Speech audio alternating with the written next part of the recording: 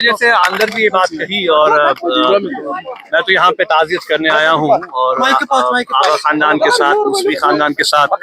جو ہمارا ایک دینی ایک رشتہ ہے، ایک ملی رشتہ ہے اس پورے علاقے کے ساتھ، کیونکہ آغا صاحب مرحوم آغا صاحب کی جو ذات تھی وہ اتحاد اور اتفاق کی دائی ذات رہی، بڑے عالم تھے، عابد تھے،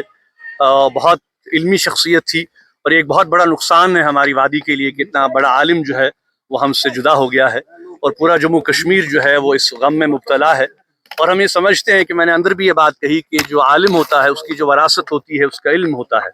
اس کی محنت ہوتی ہے، اور جو انہوں نے محنت کی یہاں پہ کہ مسلمانوں میں اصلاح ہو، اس مسلمان جو ہیں وہ ایک بہتر زندگی بسر کریں، قرآن و حدیث کا درس انہوں نے دیا، کتابیں انہوں نے لکھیں،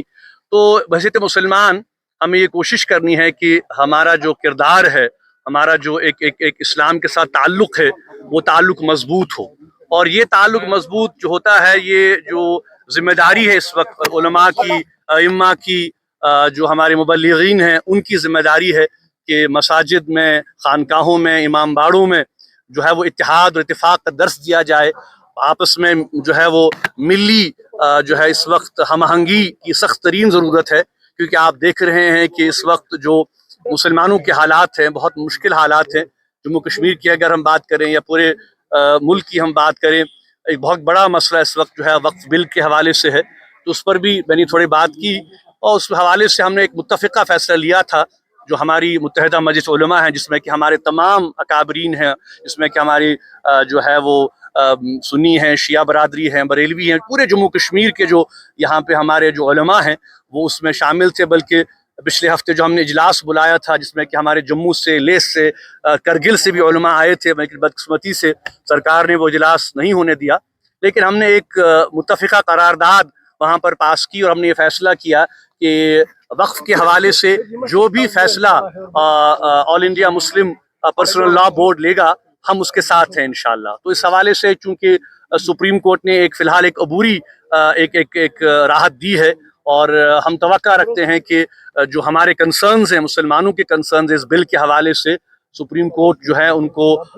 بالکل ایکسیپٹ کرے گا اور اس بل کو رد کرے گا، کیونکہ ہم پورے نہ صرف جموں کشمیر کے مسلمان بلکہ پورے ہندوستان کے مسلمان اور پوری ہندوستان کی قیادت جو ہے وہ اس بات کی قائل ہے، اس بات پر متفق ہے کہ یہ ہمارے اداروں میں، ہمارے انسٹیٹیوشنز میں کوئی مداخلت نہیں ہونی چاہیے، مسلمانوں کو یہ حق دیا جانا چاہیے کہ وہ اپنے ادارے خود چلائیں، جیسا کہ ہم دیکھ رہے ہیں کہ چاہے وہ ہماری ہندو برادری ہو، سکھ برادری ہو،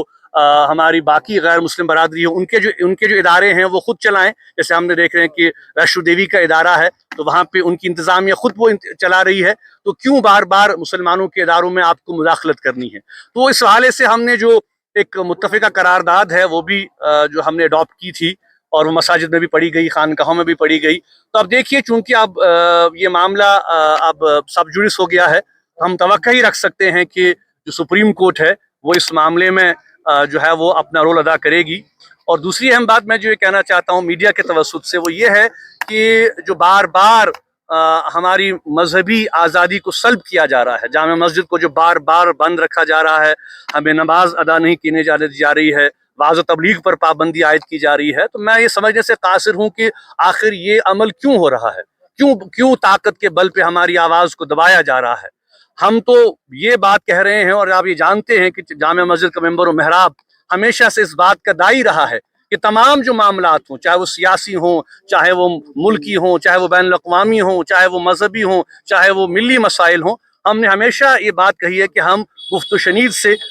ان معاملات کو حل کرنا چاہتے ہیں، اس لیے ہم یہ توقع رکھتے ہیں کہ حکومت سے، اور چونکہ میں ہائی کورٹ گیا ہوں اور انشاءاللہ اسی ہفتے جو ہے وہ ایک اور سنوائی ہو رہی ہے میرے ہاؤس اریسٹ کیس کی، جو کہ جمعہ کے حوالے سے خاص کر ہے، ہم توقع رکھتے ہیں کہ ہائی کورٹ بھی اس بارے میں ریلیف دے گا اور حکومت کو یہ انسٹرکشنز دے گا کہ میرے پر جو جمعہ پر جو پابندیاں عائد کر دی جاتی ہیں وعظ و تبلیغ پر، ان پابندیوں کو ہٹایا جائے گا۔